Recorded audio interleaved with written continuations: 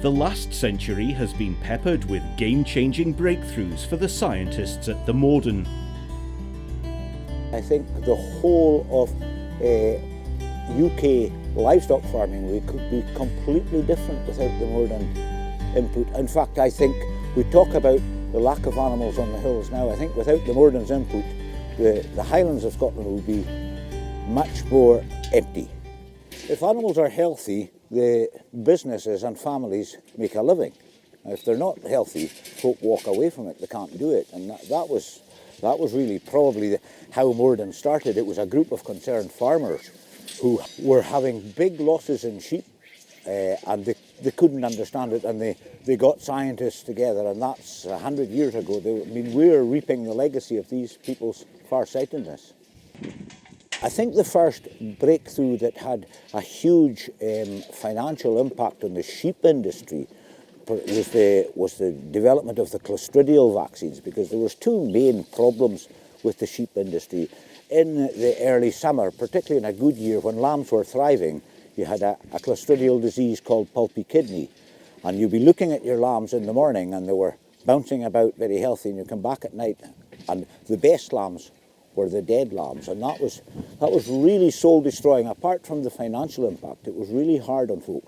And then it carried on. There was a similar disease called Braxy, which these lambs that we're seeing here today at this time of year, they suffered from it again. A frosty morning, you would get huge unaccountable losses, and it was impossible to do anything until the Moredun scientists came up with the clostridial vaccines, and that has radically changed the whole face of Scottish agriculture and probably UK agriculture. At one time, Braxy was estimated to be costing Argyll sheep farmers alone £250,000 a year. When the Moredun created the first Braxy vaccine in 1933, it was greatly welcomed across the farming industry.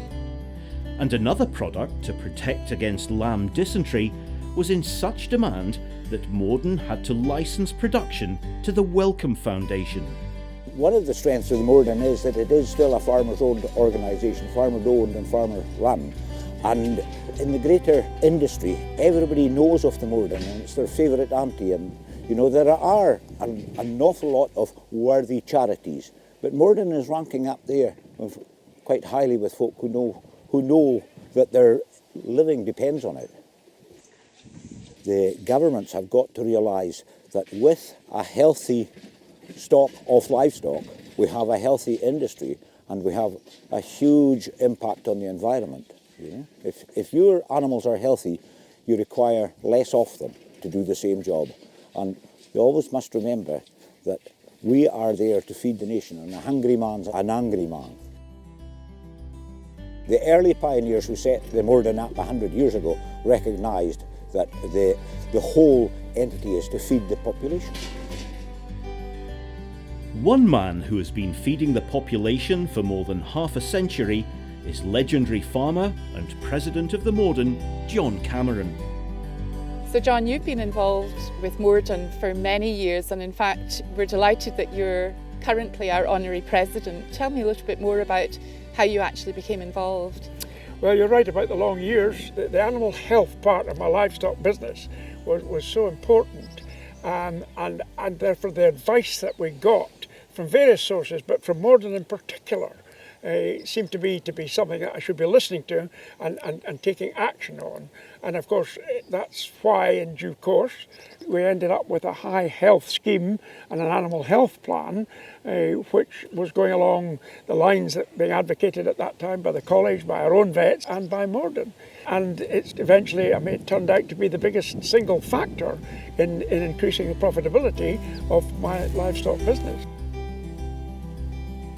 But I go back a bit further in my respect for Moredun, is that at a time when we had this wretched louping disease and our replacement ewe hogs, when they came back from the wintering at a year old, they were dying because of louping vaccine. Yeah. And I remember one year we lost about 25% of our ewe lamb replacements.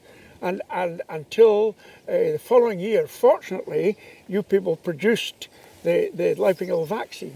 And immediately our death rate went from being 25% one year down to 2% the next year. Yeah. As you know, John, I mean, Moredun was started by farmers back in the 1920s, and it was farmers who took, I don't know, the opportunity to try and find out about disease, try and find out the cause of disease, and actually employ scientists to do that. So it's a very famous legacy that we have. It is, but you're going to have to keep going with it if you're going to maintain your popularity with Scottish farmers. What we're needing now, really, we're looking ahead, and there's a possibility perhaps that one of the diseases we're going to have a compulsory scheme to tackle will be Jonas disease. It costs the industry a fortune, and that's been established. Yeah.